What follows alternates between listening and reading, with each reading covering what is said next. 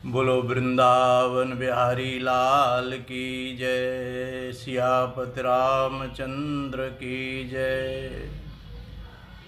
गिरिराज जी महाराज की जय।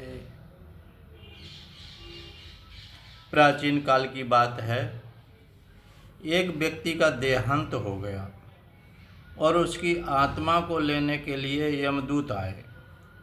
जैसे ही यमदूत ने उस आत्मा को पकड़ा, आत्मा ने कहा, है यमदूत, मुझे अपने कर्मों के फल का सामना करना है, लेकिन क्या मुझे इस अवसर मिल सकता है कि मैं अपने जीवन का लेखा जोखा समझ सकूं?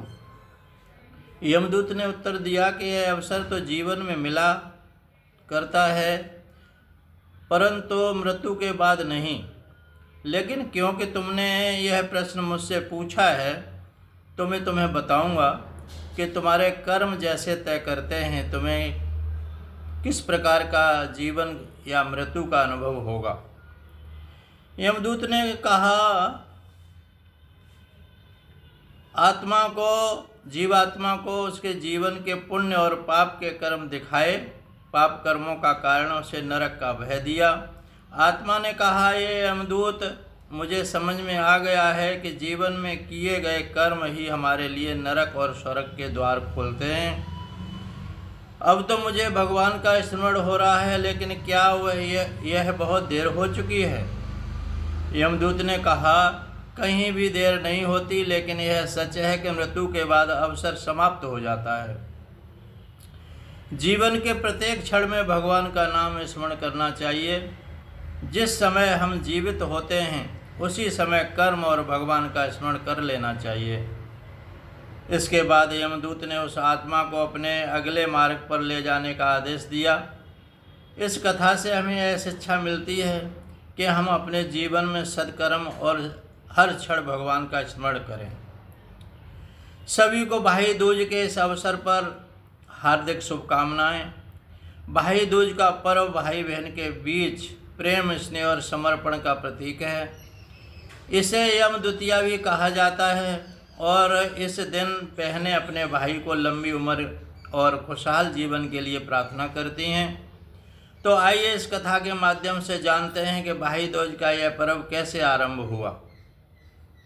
बहुत समय पहले की बात है। सूर्यदेव की संतान यमराज और यमुना जी दोनों भाई बहन थे। यमुना जी ने अपने भाई यमराज से बहुत प्रेम करती थीं और वे अवसर अपने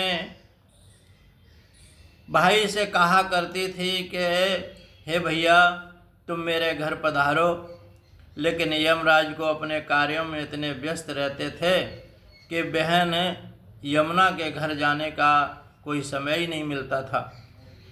एक दिन यमराज ने सोचा कि मेरी बहन यमुना जी ने मुझे कई बार अपने घर बुलाया है, क्यों न मैं उनके घर हो आऊँ। समय निकाल करके वो यमुना के घर गए। फिर यमुना जी के घर पर पहुँचे। यमुना जी ने अपनी भाई को देखकर बहुत प्रसन्नता महसूस की। जैसे कि बहनों के घर भाई पहुँच जाते हैं कभी, तो बहनों को इतनी प्रसन्नता होती है कि कुछ पूछो मत, बयान हो नहीं सकता उन क्षणों का। उन्होंने यमराज का स्वागत सत्कार किया, स्वादिष्ट भोजन बनाया, उन्हें प्यार से भोजन कराया। यमुना जी ने यमराज को तिलक किया और उनके दीर्घायु की कामना की। यमराज ने अपनी बहन से स्नेह से बहुत प्रसन्न हुए। उन्होंने कहा, बहन, आज तुमने मुझे अपने प्यार और सेवा से बहुत प्रसन्न किया है, इसलिए मैं तुम्हें एक वरदान देना चाहता हूँ।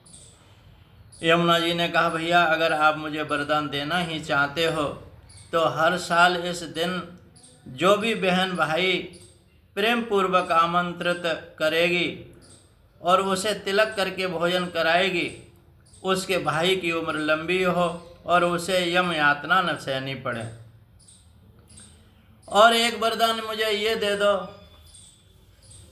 कि जो भी मुझ में स्नान कर ले, मेरे प्रवाह में स्नान कर ले, उसे यम यातना न सहनी पड़े। यमराज ने कहा, पहला वरदान तो बहन मैं देता हूँ, लेकिन दूसरे वरदान में कुछ संशोधन करके मैं तुम्हें वरदान दूंगा कि तुम्हारा तो विस्तार बहुत है, लोग कर्म करेंगे बुरे बुरे, पाप करेंगे और यमुना में ये स्नान करके मेरी यम यातनाओं को निवृत्त हो जाएंगे। लेकिन मैं ये देता हूँ कि यम द्वितीया के दिन जहाँ बस भगवान ने कंस को मार करके विश्राम किया था, उस विश्राम घाट पर भाई बहन दोनों हाथों में हाथ दे करके और डुबकी लगाएंगे तेरे इस प्रवाह में, तो मेरे यम का द्वार उसे देखना न पड़ेगा, वो सीधा बैकुंठ जाएगा। ये वरदान मैं तुझे देता हूँ कि यम द्वितीया के दिन विश्राम घाट पर जो भाई बहन दोनों स्नान कर लेते हैं तेरे प्रभाव में, वो मेरे द्वार पर नहीं आएंगे, वो बैकुंठ के भागी हो जाएंगे। तो भाई दूज का यह पर्व भाई बहन के स्नेह का प्रतीक है। यह हमें यह भी सिखाता है कि परिवार के रिश्तों का मूल्य कितना अनमोल होता है। भाई बहन के बीच यह प्यार हमें यह समझने में मदद करता है कि हर रिश्ते में त्याग और प्रेम का स्थान कितना महत्वपूर्ण है। तो इस भाई दूज पर हम सब संकल्प लें कि भाई बहन के इस प्यार को हमेशा बनाए रखेंगे। इस दिन बहनें अपने भाइयों के दीर्घायु और सुखमय जीवन के लिए प्रार्थना करती हैं और भाई अपनी बहनों की रक्षा और सम्मान करने का वचन देते हैं। यही इस पावन पर्व का संदेश है। सभी को भाई दूज की हार्दिक शुभकामनाएं। बहुत बहुत सभी भाई बहन में प्रेम बना रहे, जहाँ भी रहें जैसे भी रहें, लेकिन प्रेम न टूटे और कोई स्वार्थपरता न आए। भाई बहन का प्रेम ये बहुत स्नेह का प्रतीक है। बोलिए सच्चिदानंद भगवान की जय। हरिओम तत्सत, हरिओम तत्सत, हरिओम तत्सत। सोहम सोहम सोहम।